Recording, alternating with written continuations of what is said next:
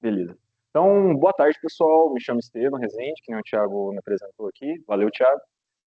Hoje eu gostaria de trazer para vocês um pouquinho do como está o andamento do nosso projeto aqui do Lab, de otimização de mecanismos químicos virtuais, e, em especial, a captura da formação de poluentes em chamas turbulentas, que seria a parte mais do meu mestrado. Então, sem mais delongas, vamos começar. Para todo mundo que não está tão acostumado com química, muito menos com a química virtual, que é algo que saiu em 2018, entre aspas, eu queria só dar um exemplo do que a gente espera desse projeto. À direita aqui eu trago um exemplo da caldeira de CO que nós temos as análises CFD dentro do lab, né? Então é só um exemplo. E eu queria trazer o que é virtual. Leia-se que é baseado na sua composição mássica. Estamos trabalhando com uma química virtual. A gente pegou propriedades mássicas, médias, e em vez de tabular essas propriedades em mols, a gente está usando mais a composição mássica, permitindo a gente fazer muitas simplificações e diminuindo o número de reações e o número de espécies químicas, no caso. Tendo, mesmo assim, uma resolução de escala em torno de 10 a menos 4 metros, temos uma resolução muito boa da chama, apesar de muito rápida, uma acurácia de média, então é baseado na média mássica. Então, para os nossos solvers, que são baseados em massa do CFD, é muito bom e muito fácil de acoplar. Tanto que o projeto final a gente espera que haja uma performance um aumento de performance em torno de 300 vezes, e também uma redução de uso de HD, de RAM e da necessidade de horas computacionais lá da CPU. Então, um resuminho bem rápido do projeto. E para falar mais dele, eu preciso falar o que é uma chama 1D. Então, para quem não conhece, uma chama 1D é esse diagrama aqui da direita, onde na esquerda nós temos os gases não queimados, à direita temos os gases queimados, e entre esses gases, bem no seu centro, está ocorrendo a chama, a combustão, de fato. Então temos a zona de reação e a zona de pré-aquecimento. Ou seja, temos gases queimados à direita, gases não queimados à esquerda. A chama está consumindo esses gases não queimados. Então ela está propagando para a esquerda. Utilizamos o Cantera para fazer os cálculos dessa chama 1D, e para isso precisamos de um mecanismo químico. Então temos no laboratório hoje muitas análises com combustível de metano, CH4, nós usamos o GRIMEC como o seu mecanismo químico. E o GRIMEC tem uma formulação molar. A partir dessa formulação molar do GRIMEC, nós faremos a tradução para uma média baseada em massa. Então, outro jeito de olhar para essa chama 1D é, de fato, como o computador a gente vê todo dia. Então, temos a taxa de liberação de energia e a temperatura. Podemos ver que a temperatura começa baixa, em 300 graus, mais ou menos, sobe até em torno de 2.200 graus, e na frente de chama a gente tem a taxa de liberação de energia. Então, se a chama está indo da direita para a esquerda, onde está sendo liberada energia, está fazendo com que haja um aumento de temperatura, os gases frescos estão sendo consumidos e os gases queimados ficaram à direita. E a chama propaga à esquerda. Opa. Tá. Então, falamos um pouquinho da parte teórica. Para a parte experimental, esse aqui na esquerda é um diagrama de um tubo de choque, e é uma maneira de pegar as propriedades de uma chama laminar. Tanto sua velocidade de chama laminar, podemos mexer com as equações de gás de estado, aumentando a temperatura, diminuindo a densidade ou a massa específica. Podemos trabalhar também com choque. Em específico, essa imagem que eu trouxe é de um duto de choque com um choque, de fato. Não trabalharemos com nada de número de Mach no nosso projeto. Temos gases ideais e um regime de pressão constante. Ou seja, não haverá também delta de pressão. Mas é algo que, experimentalmente, nós conseguimos tirar dados dele. Ok. Isso aqui é o tubo de choque NASA de Stanford, que é onde acontece essa combustão, e tiramos várias outras propriedades também, como consumo de combustível, aumento de temperatura, o que produz, os radicais, várias propriedades da chama. E dentro do CFD, de uma combustão numérica do computador, temos uma imagem, um vídeo como esse. Da direita para a esquerda, a chama está se propagando, Então, conseguimos ver aqui embaixo, em azul é o gás queimado, em vermelho o gás fresco. Então, Y aqui em cima ficou muito pequeno, me desculpem, mas é a fração mássica. Então, temos em torno de 5% de metano, de CH4. E esse metano está sendo consumido, ou seja, indo para zero, e a chama está progredindo à esquerda. E isso é o primórdio do que queremos no final do projeto, que é juntar essas chamas 1D num significado 3D para escoamentos dentro do CFD. Então, iremos acoplar o solver de velocidade, de pressão, de paredes, de vibração, junto com a parte reativa, através do virtual. Mas por que iremos usar o virtual? Porque precisamos de muita performance. Uma análise dessa requer clusters e HDs e RAM, coisas absurdas, um custo computacional muito elevado. E eu irei mostrar mais ou menos o porquê disso. Mas falando de uma parte mais de tendência histórica, porque que hoje em dia a gente tem esse grande problema de usar mecanismos detalhados com muitas espécies e muitas reações. Esse diagrama mostra o número de espécies por número de reações, desculpa, o número de reações por número de espécies, em log log. Então conseguimos ver que de 10 vai para 100 para 1000, log log. E ele tem essa tendência que nem, vamos dizer, a lei de Moore tem uma tendência de duplicar a cada 10 anos, essa, vamos dizer, lei de espécies e reações, ela fica 5 vezes maior pelo número de espécies. Um exemplinho meio obscuro, mas é um exemplo bom. Desculpa, acho que é bom, né? Então, podemos ver que o GRI3, o GRIMEC, ele está bem aqui embaixo da escala. É um dos mais simples que a gente tem, um dos mais antigos. Então, vemos que antes de 2000, a gente tende a ficar nesse lado esquerdo abaixo, depois de 2000 até 2005 na metade, depois de 2005, que são esses mecanismos mais novos, eles são em torno de 1000 espécies e quase 10.000 reações. Então, são números muito grandes. E qual que é o grande problema para o nosso ramo industrial? É que, para uma simulação dessa escala, com, vamos dizer, 10 milhões de células, nós deveríamos pegar essas 10 milhões de células, adicionarmos uma equação de transporte para cada número de espécies menos um, que temos um diluente, podemos retirar uma equação, ou seja, 10 milhões vezes 53, só de número de espécies, e para todas essas espécies existem M e J reações, que é uma matriz de reações. Então, adicionamos mais S informações de reações, que para o GRIMEC é em torno de 300 reações. Então, 10 milhões de células, transportando mais 53 equações, com cada uma dessa equação sendo influenciada por 300 possíveis reações, é um número muito grande de informação. Então, para os nossos HD, para a nossa RAM, para a nossa CPU, é difícil, é muito complicado, nós não temos esse dinheiro. Então, inviabiliza muito das nossas análises. Além de, o passo de tempo, que é essa parte aqui embaixo, à direita, dos radicais livres tendem a ser de microsegundos a nanosegundos até uma escala menor, dependendo do radical que nós estivermos simulando. Então, nosso passo de tempo da simulação também é afetado. E isso faz com que a análise fique cada vez mais cara. Então, a redução desses parâmetros é muito importante para a gente. E foi o que a Carlier, aqui em cima na direita, na figura 9, trouxe para nós. Em 2018, ela criou, meio que desenvolveu essa análise virtual, que é o contrário do que todos nós fazíamos na pesquisa. Nós pegávamos mecanismos extremamente detalhados, retirávamos alguns detalhes deles e utilizávamos. Mas hoje em dia, ela pensou em construir da base para cima, em vez de tirar de cima para baixo. Então, ela argumentou que se criar um combustível que não existe, um oxigênio que não existe, um diluente que não existe, produtos que não existem, intermediários que não existem, são virtuais, manufaturados por nós, a gente tem muitas ferramentas que, se os seus dados termofísicos, os seus dados de transporte estiverem corretos, eles reproduzem a chama que nós esperamos. Então essa é a ideia, nós construímos de baixo esse mecanismo de uma forma manufaturada. Voltando aqui para o lab, em cima à esquerda é a tese implementada, de fato, aqui. O Alex, eu imagino que vocês todos conhecem um pouquinho o Alex, trouxe para nós essa otimização dentro do Python. Vou mostrar como que a gente faz mais aqui no lab.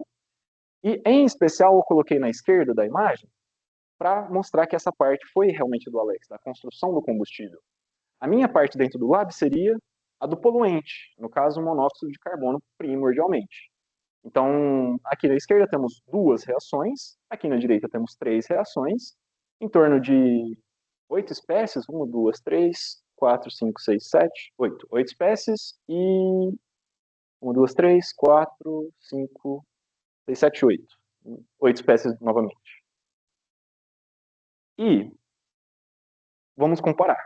Aqui à esquerda o Grimec, o que estamos acostumados para usar no metano, e à direita seria o nosso virtual. Então vemos que, apesar do Grimec ter 53 espécies e 325 reações, seus resultados experimentais serem perfeitos quase, o seu número elevado faz com que haja um altíssimo custo computacional. E o virtual chega para, apesar de ser um número extremamente reduzido de reações e espécies, através do processo de otimização, a gente consegue abaixar muito o custo computacional.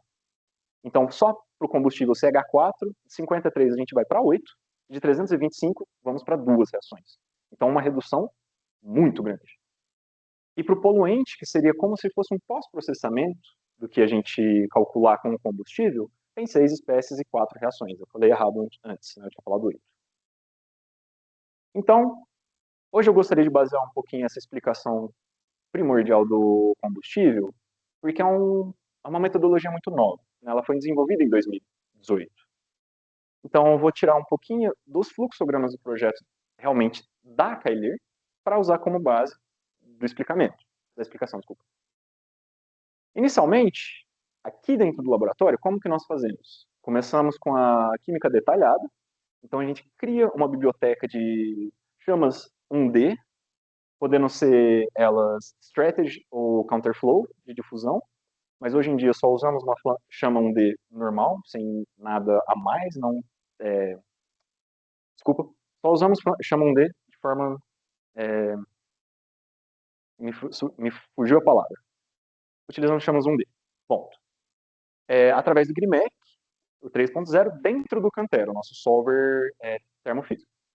A partir disso, nós utilizamos o Ray para paralelização, junto com o Python e o PyMo de otimização, de fato, para o loop de otimização. Com todas as coisas otimizadas e definidas, o pós-processamento do nosso mecanismo seria, de fato, o seu uso dentro do CFD, através do nosso solver LESS. Só que essa última parte ainda está sendo desenvolvida pelo Alex, hoje em dia. Então, isso fica como nosso trabalho futuro. Então, como que é, de fato, esse mecanismo virtual criado? O que nós queremos reproduzir? Nós queremos reproduzir a temperatura e a velocidade de chama laminar. São as duas variáveis mais importantes para o nosso projeto. Então, para que essa reação em cima na esquerda que nós manufaturamos, nós criamos, juntando um F de combustível com um OX de oxidante, virando um intermediário e depois os seus produtos na segunda reação, a gente precisa bater as propriedades termoquímicas. Então, a capacidade calorífica, a entalpia, o delta da entalpia, os coeficientes estequiométricos máximos, os seus pesos, viscosidade, Prandtl, Lewis, tudo a gente precisa bater ou chegar próximo de bater, para que eles sejam reproduzidos no CFD. Então, através dos coeficientes de Anafs, que são polinômios de sexto, sétimo grau, a gente otimiza as propriedades termoquímicas, CP e H, definimos através de estequiometria os alfas, o W, o peso, é otimizado para algumas espécies virtuais. A viscosidade, nós usamos uma lei de potência para mistura, então temos a mistura do CH4, como que ela transporta pelo CFD. Simplificamos a sua viscosidade para uma lei de potência.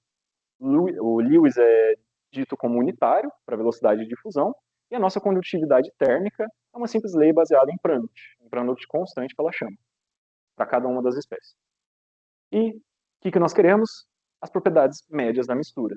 Só que para os equilíbrios, pois, que nem a gente tinha falado antes, temos os gases queimados e os gases frescos. A gente sabe as composições dos gases queimados e dos gases frescos, eles estão em equilíbrio. Conseguimos recuperar CP, conseguiríamos recuperar H, todas essas propriedades, através dessas comparações, nós podemos recuperar o CP ou o H. E por aí vai, é um processo meio repetitivo, vamos dizer. E esse daqui é o resultado.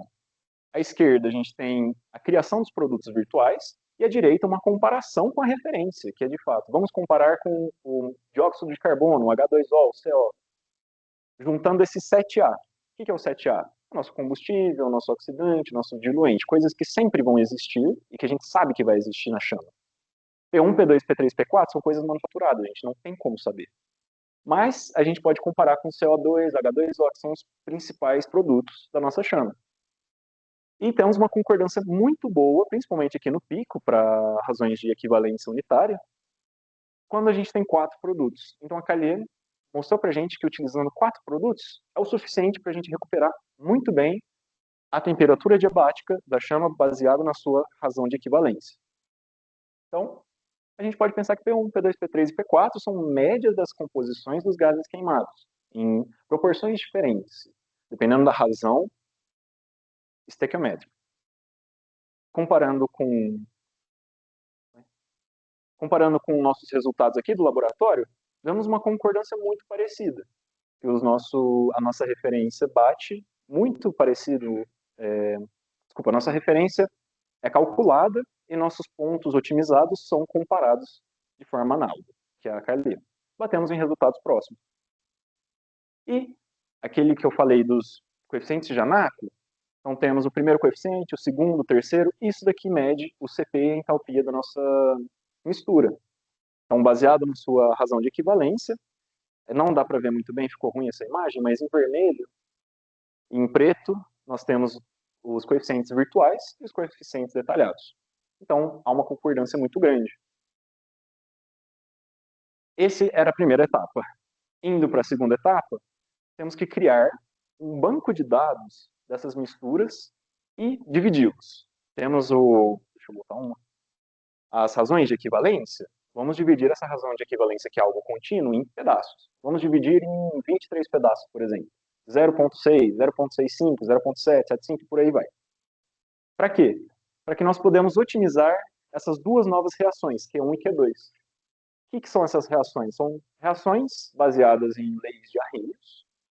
Então, os nossos parâmetros de otimização são o pré-exponencial de Arrhenius, a energia de ativação de Arrhenius da Q1, Q2, fatores de correção, fator de correção 1, fator de correção 2, e esses Fs, que são as ordens fracionárias da nossa concentração das reações. Então, são muitas propriedades que nós temos que bater. No final dessa etapa, temos que utilizar uma etapa de otimização com 15 variáveis livres, ao entorno de 15 variáveis livres. É um processo complicado em otimização também. Então, o que nós fazemos? Pegamos essas soluções 1D, comparamos através da otimização com a nossa referência, tiramos as suas normas, os seus erros e nós inferimos quais são os melhores valores para essas variáveis. Lembrando que queremos as propriedades de consumo, velocidade de consumo da chama, ou sua velocidade laminar de chama, tanto quanto o profile de temperatura.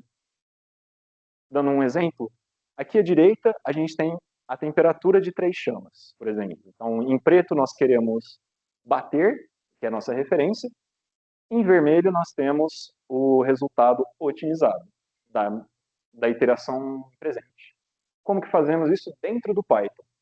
Nós entramos com o PyMul, cria-se indivíduos iniciais na primeira iteração, passa para o Ray cria trabalhadores, que seria o Core 1, Core 2, Core 3, ele paraleliza o processo, e usando as normas de erro L2, L infinito ou suas misturas, compara-se com uma base de dados de chamas 1D.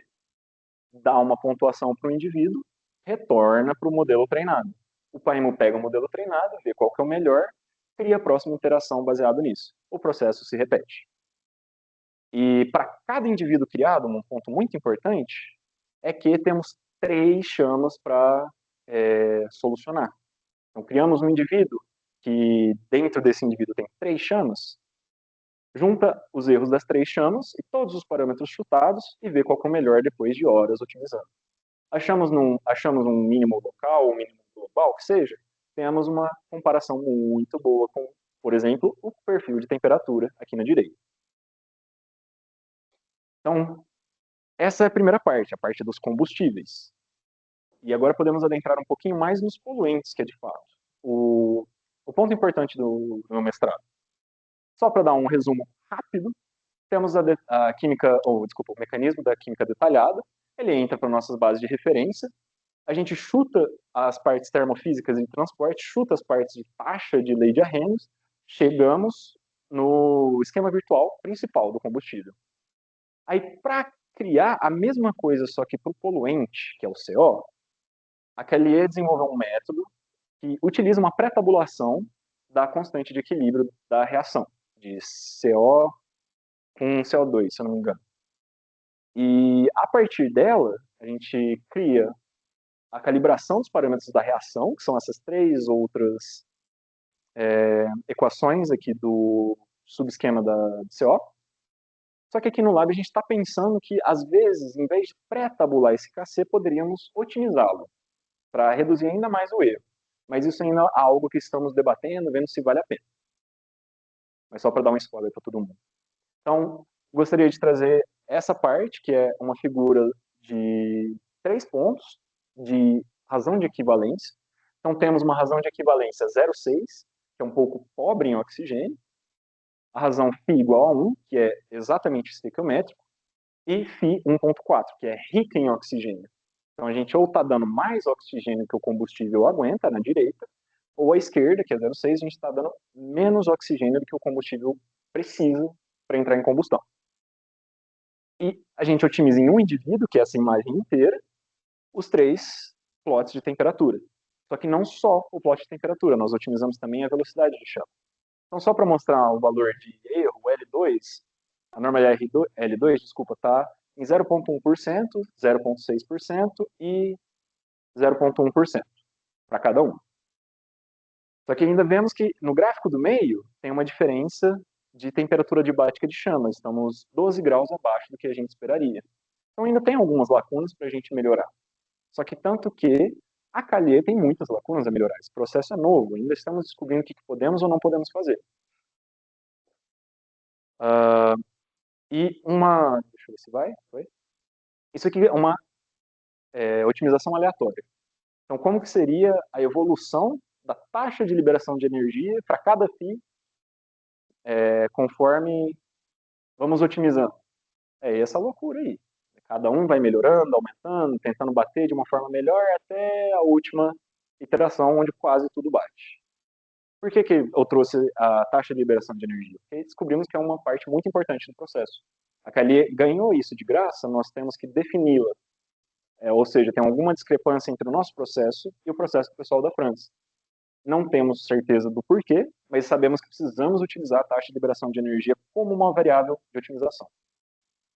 E, além disso, quando a gente tem aqueles 3 pontos, 0,6, 1 e 1,4, a gente tem uma média de todos os perfis da chama. Chama pobre, chama rica, chama estequiométrica. A partir daqueles dados, a gente reduz as variáveis necessárias para cada ponto e otimiza cada ponto. Então, por exemplo, aqui uma otimização do ponto 0,7, a gente traz a velocidade de chama linear à esquerda. E como que é esse plot? Percebe-se que ele está um pouquinho deslocado para cima em todos os pontos? É porque a gente está conseguindo uma chama um pouco mais rápida, 0,2, em função do detalhado, que é 0,1951, com um erro aproximado de 2,3%. Então, umas variáveis são fáceis de bater, outras são mais difíceis de bater. E é um processo de otimização multi-objetivo. Nós queremos bater a temperatura, a velocidade de chama e a taxa de liberação de energia. E quando a gente sai de um problema monoobjetivo para um problema multi-objetivo, a complexidade fica muito pior, infelizmente. Então, poder otimizar ponto a ponto, separado da otimização total, cria uma facilidade para nós, vamos dizer. O engenheiro fica mais livre para esses pontos. Ok. Conseguimos, então, trazer para vocês o que todo mundo aqui deve saber, a equação de continuidade, de energia e de espécie para a parte reativa, tudo que a gente usa. Então, estamos resolvendo a chama linear 1D. Pegamos o Z, né, a distância Z, e solucionamos velocidade, densidade ou massa específica, CP, as escalares, temperatura, resolvemos tudo para a chama 1D do combustível de CH4. Mas e o poluente? A gente ainda nem tocou nesse poluente. Mas se eu parar um pouquinho e pensar, bom, a gente já resolveu essa chama, e a gente sabe que a chama tem que criar o poluente. A gente não está criando poluente, mas a gente pode reutilizar muitas propriedades. Porque é a mesma velocidade para todos os pontos da chama, o CP não será mudado, a gente embutiu o erro do CP na mistura, no P1, P2, P3 e P4. Então a reprodução conforme a distância é muito boa, é análoga quase ao detalhado. Então o que nós fazemos? Para o poluente, nós resolveremos ou modelaremos só os termos de fração mássica do seu peso e da sua taxa, reutilizando todas as outras variáveis que a gente já otimizou ou reproduziu. E como que a gente faz isso? Utilizando essas três equações feias aqui, que na verdade são quatro. Depois a gente tem uma reação que vai no sentido front, e uma que vai no sentido forward, desculpa, e uma que vai no sentido backwards. Daí que entra a constante de equilíbrio. É uma coisa mais para química, né? Como que a gente sabe que uma reação entrou em equilíbrio? Através da sua constante de equilíbrio, quando esse Q5 for zerado. Só que para uma reação reversível. Então, temos a gente acopla essas outras quatro reações virtuais, a gente recupera, ou espera se recuperar, a fração mássica do poluente para toda razão estequiométrica, para todos os φ, no caso, e queremos reproduzir duas propriedades importantes do CO, que é quando ele está numa mistura rica e quando ele está numa mistura pobre, que há uma diferença na sua formação, na sua taxa de formação. E para dar uma exemplificada, o que são aqueles fatores de correção? Falei muito do fator de correção, mas eu não cheguei a mostrá-los. Aqui à direita, a gente tem um pouco a demonstração desses fatores de correção retirados pela Cayley. Então, nós vemos que os dois à direita, a partir de φ 1.4, eles diminuem. Por quê? Porque a gente entra nessa captura de misturas ricas. Então, esse fator começa a fazer a diferença no processo final. E quando ela está numa mistura pobre, vemos que o F3, ele quase explode. Ele sai exponencialmente para a esquerda, vamos dizer. Então, cada um desses fatores é utilizado em um lugar específico para reproduzir uma propriedade média da própria química. O aumento ou a diminuição do pré-exponencial de Arrhenius vai gerar o quê na nossa chama final? Vai aumentar a taxa? Vai diminuir a taxa? Bom, a partir desses fatores de correção para cada φ, a gente tem uma reprodução perfeita do que nós esperaríamos. Ou seja, a Cayley juntou todas as propriedades de taxa, de reação, de espécie, de tudo que envolve essa chama 1D, e foi meticulosamente falando assim, isso aqui vai mudar para cá, isso aqui vai, de uma forma, reproduzir a chama, de fato, nos nossos φs. Esse aqui seria um dos nossos resultados.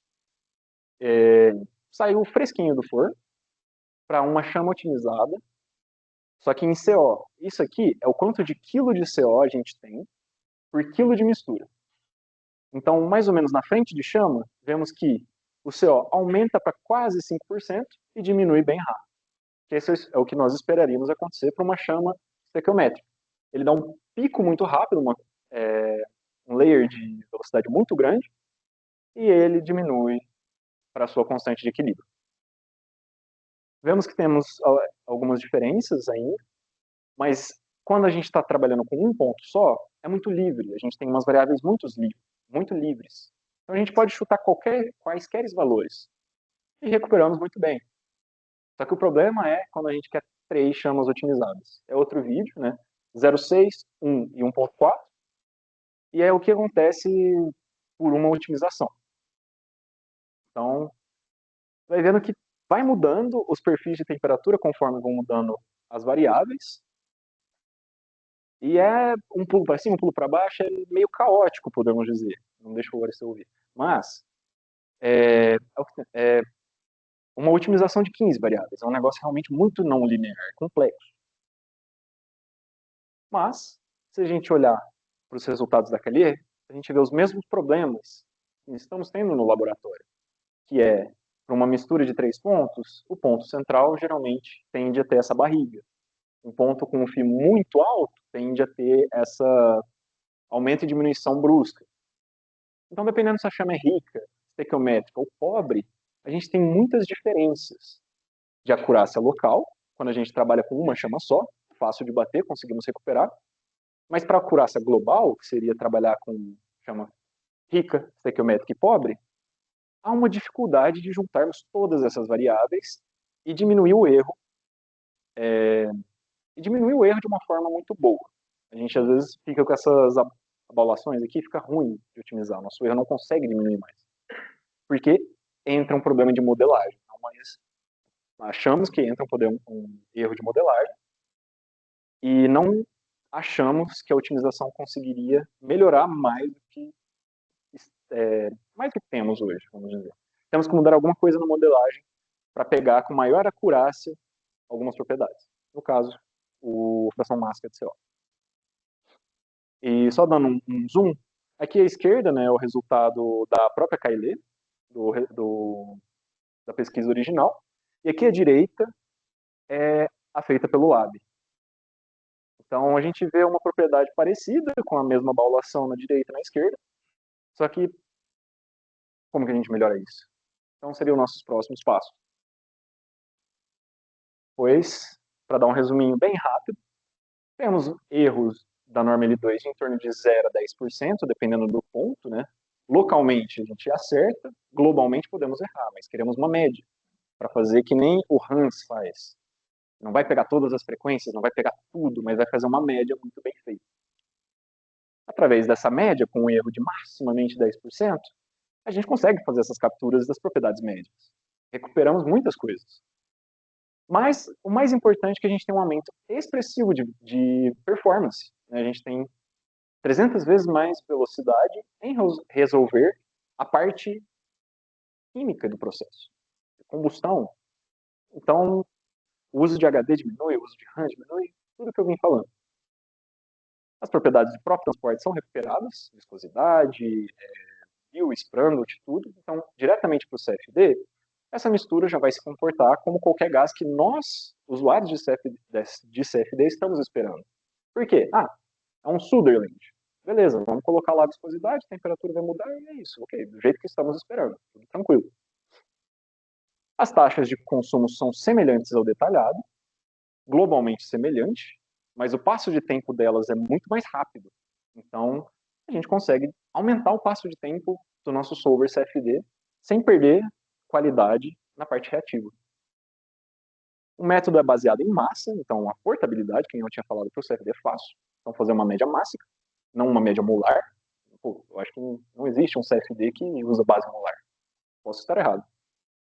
E a captura de poluente, que é o mais importante para o meu projeto, para a minha parte do projeto, que os resultados preliminares estão muito, assim, concordantes, vamos dizer. Aqui em cima, para quem conhece, é um mecanismo chamado BIFER, ou BIFER. Você vê que ele não captura bem a fração mássica de CO, que seria esse laranjinho. O de baixo é da própria Caillet, ela captura de uma forma um pouquinho melhor, e o nosso, do laboratório, desculpa, captura de uma forma parecida com a da Caillet. Então, pode-se dizer que estamos no caminho certo. Para trazer um pouquinho do futuro do projeto, só que seriam os próximos passos, para finalizar por hoje. Otimização do mecanismo de CO para toda a faixa de razão de equivalência.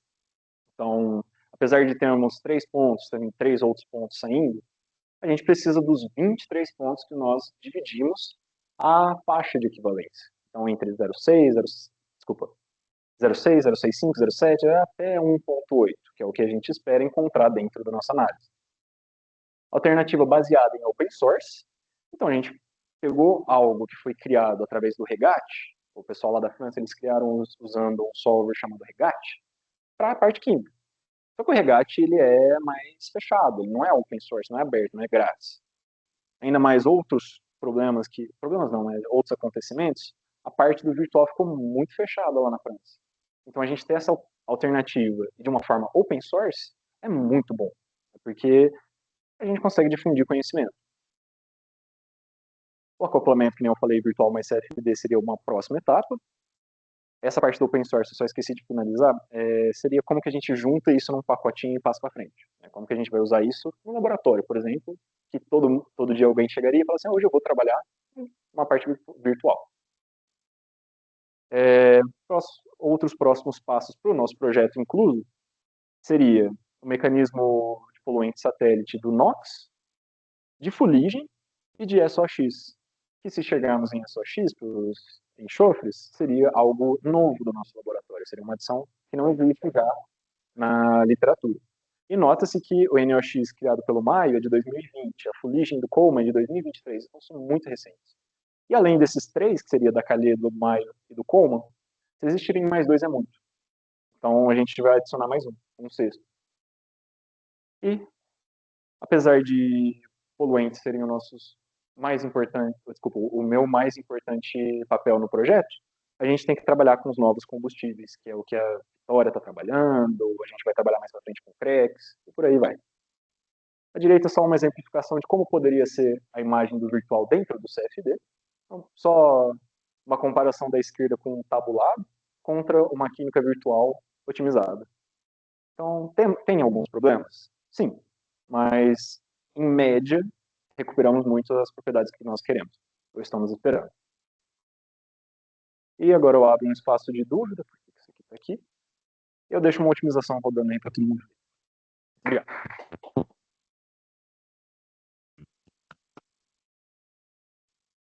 Pessoal, alguém tem alguma dúvida? Perdão. Oi, Estevão. Parabéns pela apresentação. Valeu. Trabalho muito bem feito. A minha dúvida é com relação com o que vocês trabalham dentro da otimização para chegar nos parâmetros otimizados para cada tipo de condição que você simula. Tá. Deixa eu entender um pouquinho melhor a pergunta. Você queria saber a métrica do erro? Como vocês trabalham na otimização, ajustando o algoritmo para trazer um resultado melhor? Tá. Na nossa procura de otimização, deixa eu voltar ali no PyMo, a gente meio que deixa arbitrário para o usuário. Ou melhor, é um passo modificado. O trabalho original da Calhe, eles usavam o DE, que é a evolução diferencial, um método de otimização. Aí o Alex teve a ideia de usar o GA, que é o algoritmo genético. Eu tentei já usar o PSO, que é o Particle Swarm Optimization, tem o NSGA3, que é o algoritmo genético 3, que usa multi-objetivo. Já tentei usar uma matriz covariante, tem vários possíveis setagens para o PriMu. É só mudar uma linha, bem tranquilo. Porque foi desenvolvido de uma forma muito modular. Então, hoje em dia, a gente está trabalhando com PCO, todos os resultados hoje foram feitos através do PCO, menos esse daqui é o resultado mais antigo, provavelmente foi o DE. Mas era mais isso o método que a gente usa da otimização? Sim. Outra pergunta. Quando você obtém essas relações, né, de frente de chama, de temperatura para chama D, a gente tem essa base de erro que você calcula, né? As referências. Isso. Quando esse erro ficaria muito diferente se a gente tivesse a mesma física num problema turbulento, como é que ficaria isso? Tá. Existe uma parte para entrar no CFD com essa análise, que é ver qual que é o tempo relativo da turbulência em função da química. Se um for muito mais rápido que o outro, a gente pode, às vezes, negligenciar ele. Então, depende do número de Dampuller, o número de... Tem mais um, esqueci o outro número. Mas são outras propriedades que dependem do escoamento. Para nossa caldeira, até voltar aqui, a nossa caldeira tem em torno de 10 metros cúbicos, né? Então, eu tenho 10 metros por 10 por 12 de altura. A velocidade à frente de chama é quase milimétrica do CH4. E para 10 metros, às vezes isso não faz muita diferença entre uma célula e outra. A gente errar por 5 centímetros, às vezes não vai gerar um aumento de propriedade local muito grande. Vai. Então, alguma coisa que eu gostaria de responder melhor, mas para levar para o CFD, precisa trabalhar um pouquinho com esses regimes. Que nem o Rafa está trabalhando no TFLS, como que a gente espeça essa frente de chama sem perder generalização, sem perder velocidade, sem perder propriedades termofísicas. Então entra mais numa parte que eu realmente vou ficar devendo da resposta. Obrigado. Pessoal, alguém online quiser fazer alguma pergunta também, fique à vontade aí, levanta a mãozinha. Estevam, eu tenho algumas perguntas, assim, como todo eu acabei entendendo, você foi muito bem explicado, mas talvez as minhas perguntas sejam básicas. O que seria o P1, o P2, o P3 e o P4 no ajuste ali do modelo que a cientista... Tá. Então, explicando de uma forma mais palpável, você pode pensar que P1, P2, para o 7A, para essa primeira, verde, é igual ao CO2 e o H2O, mais um erro. Então aqui tem um erro associado, que vai ser diferente desses dois. Esses três seriam esses três mais um erro associado. Aqueles quatro são P1, P2, P3 e P4, mais um erro associado e distribuído entre eles. Então, o que nós manufaturamos? Seria esse mesmo plot, deveriam ser iguais para o verde, para o azul e para o vermelho, aqui na esquerda, mas já que a gente está fazendo uma média das propriedades, a gente pega o erro junto antes de fazer essa média. Então, qual que seria o erro daqui? Tá faltando CO aqui em cima, tá faltando CH3+, tá faltando... Esses são os erros, podemos dizer. E aqui, a gente pega todos esses erros e faz uma média do erro. Aqui são erros discretos. CO2 introduz um erro, muda propriedade, não sei o quê. H2O, a mesma coisa. O CO também. Só que como a gente vai dando detalhes, a gente fica melhor, a gente recupera melhor a chama original. Se a gente usar só dois produtos aqui, fazendo a média de todos esses erros, a gente tem um erro muito grande no meio, só que nas pontas, que é um pouquinho mais tranquilo, não tem tão grande erro. Mas essa média é concentração?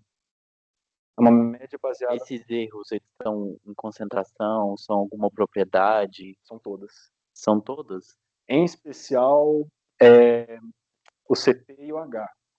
Mas se a gente for pensar, tem as partes de transporte, tem as partes de taxa. O CP, ele influencia na taxa, ele influencia no transporte, porque ele influencia na temperatura de equação de estado, que influencia no ρ, que pode influenciar a concentração da taxa de Arrhenius lá na frente. Então é um processo muito, acoplado. Obrigado. E aí, como é que você determina as propriedades desse resultado, dessa mistura que formou aí, desses pesos? É praticamente uma tabulação. A gente vai pegar a faixa de φ e vai falar assim, eu vou dividir 1, 2, 3, 4, 5, 6, 7, sei lá, 15. 15 pedaços. Nesse pedaço, eu sei que precisa dar esse resultado em preto. Então, o CP é tal, o H é tal, essas propriedades são fixas para esse ponto. E para esse ponto, a gente vai mudar um pouquinho, aumentar um pouquinho o combustível, diminuir às vezes o oxigênio. No caso, a gente está indo para a direita, a gente está aumentando o oxigênio, né? Então, vamos aumentando o oxigênio para a direita. Para cada aumento, a gente tem uma mudança de propriedade. Para a gente recuperar essa propriedade, baseado numa massa média de P1, P2, P3, P4, a gente precisa solucionar uma matriz, um problema de matrizes, que o CP tem que bater para cá, só que esse ponto precisa trazer uma temperatura. Então, uma matriz em outra matriz em outra matriz. Sendo que a soma de todos esses daí precisa ser igual à unidade. Então, traz restrições. É um problema meio chato, e eu vou ser sincero, não sei responder tão bem quanto eu gostaria. Mas é um processo que é analítico. Então, queremos bater essa propriedade, CP, H, não sei o que, cria uma matriz com essas propriedades, junta as espécies, não sei o que, faz manipulações, e analiticamente a gente aproxima as propriedades. É que realmente é um processo meio complexo, eu quis omitir ele, porque tem muita informação para trazer. Sim. Ok. Alguém tem alguma... Bom, Estevam, obrigado pela apresentação, muito bom. São duas dúvidas, uma seguindo a linha do Thiago, outra a do Pedro. Ok. se eu tenho, de forma geral, para o escoamento reativo, eu tenho uma equação global da minha reação. No caso, CH4 é o propano, um hidrocarboneto, oxigênio, CO2 mais água. Deixa naquele slide lá, tá, se você quiser. Esse aqui? Gira em torno disso. A minha dúvida é, por que o meu 7A ele é composto só pelos produtos e não também pelos produtos principais de uma reação qualquer que eu estou virtualizando? Porque ele é composto tipo, dos meus reagentes principais. E por que eu não embuto nesse 7A, simplificando o problema, adicionando já nele as propriedades determinísticas dos meus reagentes principais? A gente chama esse 7A separado do set dos produtos, pensando o quê? O que a gente tem certeza para uma chama de CH4 antes dela queimar? Que a gente vai ter uma mistura de combustível, diluente e oxigênio. Então, os gases não queimados vão ter exatamente 0 produtos. Quais produtos? Não terá produtos. Então, a gente chama esse 7A da mistura de F, O, OX e D. O D pode até tirar da equação, inértil, mas mais para frente, quando for trabalhar com o NOx, não pode fazer isso. São detalhes, mas... o que vai mudar da esquerda para a direita nesse gráfico? A quantidade de oxigênio e de combustível, a divisão dos dois, né, no caso. Então, para a estequiometria. Beleza. A gente deixa eles separados, porque essa tabulação vai ser baseada, como eu falei, neles, e a gente sabe como eles vão ser consumidos. Como que eles vão ser consumidos? Eles têm que gerar uma taxa de liberação de energia.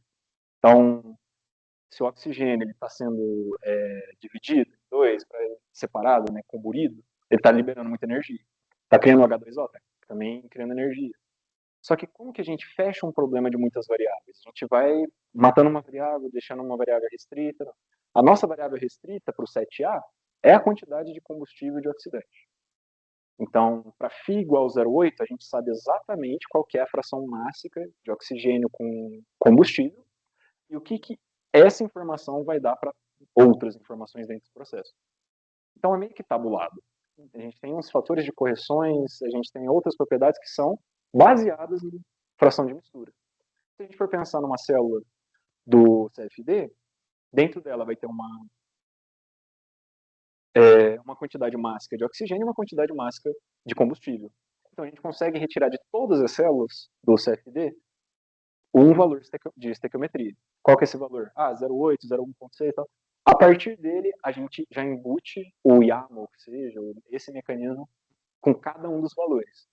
P1, P2, P3 e P4, eles não são fixos. Eles variam as suas propriedades conforme a gente vai andando o φ. E o que vai travar essas propriedades é a célula do CFD. Quanto de oxigênio e combustível tem na mistura. E por aí vai. Era mais isso? Certinho, sim. Certinho? Obrigado. A outra pergunta é em relação aos termos de otimização. Você comentou que você tem os parâmetros, as variáveis relacionadas à equação de Arrhenius. Sim. Elas também são otimizadas. Sim.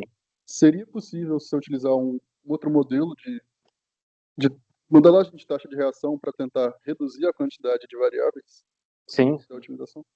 Eu vou responder ao contrário, primeiramente, que se você tiver mais sabido, vamos dizer, a lei de Arrhenius ela tem aquele termo T elevado a 1 beta. Hoje em dia a gente não usa ele na modelagem, porque ele adicionaria realmente mais uma variável, que não necessariamente é bom. Mas, ao mesmo tempo que a gente não gostaria de adicionar essa variável, se a gente usar ela e tabular no φ, às vezes ela consegue diminuir ainda mais o nosso erro. Mas como? Através da taxa. Não queremos usar Arrhenius, queremos usar outra taxa? Pode. Só que como que você vai usar essa outra taxa? Porque aqui a gente trouxe o fator de correção F1 para fora do pré-exponencial e o F2 para a ordem da concentração intermediária.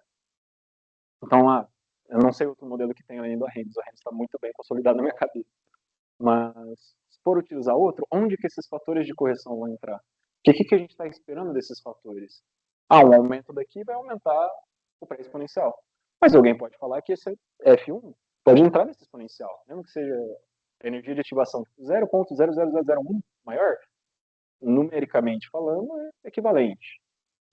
Então, tem que ver o que você, às vezes, quer tirar mais. Você precisa de mais variáveis para otimizar para bater? Ou, às vezes é bom. Temos a REMS, adiciona a temperatura.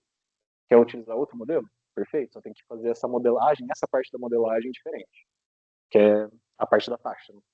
Perfeito. Quanto mais variável de otimização, mais difícil é, mas mais preciso é o modelo. É. Tá certo. Obrigado. Não.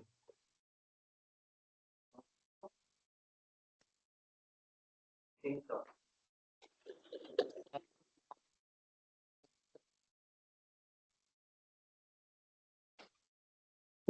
Muito cabuloso.